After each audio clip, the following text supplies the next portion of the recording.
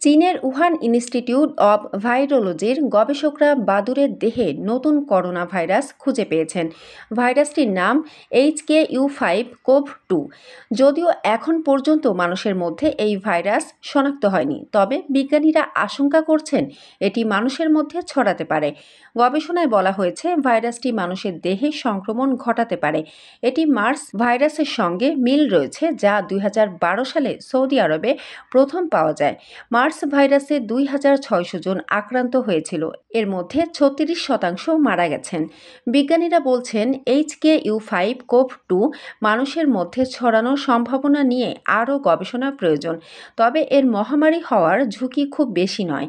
Wuhan ইনস্টিটিউটের সঙ্গে COVID-19 ভাইরাসের সম্পর্কও ছিল, তা নিয়ে বিতর্কও কম হয়নি।